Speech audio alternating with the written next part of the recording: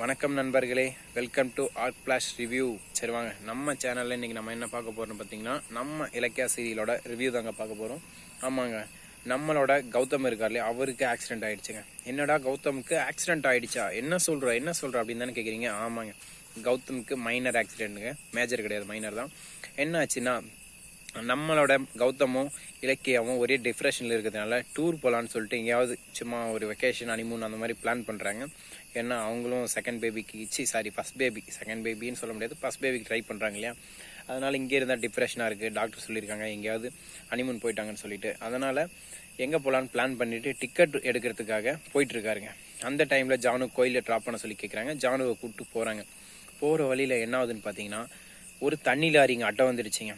என்ன பண்ணுறதுன்னு தெரியாமல் நம்ம கௌதம் கண்டியை திருப்ப அது நேரையாக போயிட்டு ஆப்போசிட்டில் இருந்த ஒரு புளியா மரத்தில் உடனே புளியா மரம் மோதி புளியா மரத்தில் அந்த புளியாங்காலாம் கார் மேலே கொட்டுதுங்க. உடனே நம்ம கௌதம் காரை விட்டு வெளியே வந்து என்னாச்சுன்னு பார்க்க ரேடியேட்டர் முன்னாடி ஃபெயில் ஆகிடுச்சிங்க. நம்ம காரில் இருக்குல்ல ரேடியேட்டர், அது ஓட்டாகி தண்ணி போயிட்டுருக்கு. ஃபெயில் ஆனதுனால வேறு வழி இல்லாமல் நின்றுட்டுருக்காங்க.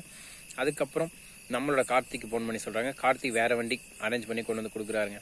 கொடுத்ததுக்கப்புறம் நம்மளோட ஜானு வந்துட்டு பதறாங்க. என்னப்பா இப்போவே அபசகுணமாக இருக்குது, நீங்கள் ஹனிமூன் போகணுமா, டிக்கெட் எடுக்கணுமா சொல்லுப்பா அப்படின்னு கேட்க, நம்ம கௌதமும் உனக்கு வேறு குழந்தை வேணான்னா பிரச்சனை இல்லைம்மா, நான் ஹனிமூன் போகல, வேணும்னு சொன்னால் ஹனிமூன் போய் தான், வேறு வழி இல்லை, நீயே பார்த்துக்கோ அப்படின்னு சொல்ல, நம்ம ஜானுக்கோ வேறு வழி இல்லைங்க.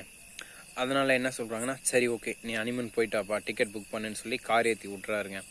என்னங்க பண்ணுறது. ஆனால் இந்த கார் சேஞ்ச் பண்ணுற அந்த டைமிங்கில் நம்ம கௌதமுக்கு கட்டு போட்டுக்கிட்டு இருக்காங்க. அது எவ்வளோ வேகமாக போட்டிருக்காங்க பார்த்தீங்களா. யார் போட்டிருப்பாங்கன்னு எனக்கும் தெரியலைங்க.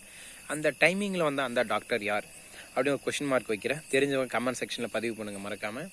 சரி ஓகே வாங்க நம்ம வீடியோக்குள்ளே போவோம். அதுக்கப்புறம் இவர் நேராக போயிட்டு எங்கெங்கே போகலான்னு சொல்லிட்டு போயிட்டு டூரிஸ்ட் அதுக்குன்னு ஒரு ஏரியா இருக்குங்க.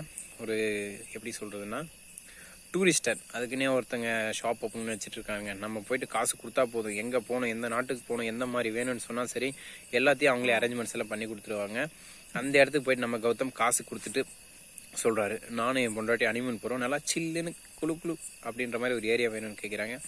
இதுக்கு உடனே நம்மளோட டூரிஸ்ட் என்ன சொல்கிறாங்க தெரியுமா, நீங்கள் லடாக் போங்க, அதுவும் பைக்கில் போங்க, அதுவும் ராயல் என்ஃபீல்டில் போங்க அப்படின்னு சொல்கிறாங்க. ஏன்டான்னு கேட்டால் அது லாங் டிரைவ் சூப்பராக இருக்கும், ஹாப்பினஸ் நிறையா கிடைக்கும் அப்படின்னு சொல்கிறாங்க. இதை கேட்டால் நம்ம கௌதம் காண்டாயிட்டாருங்க.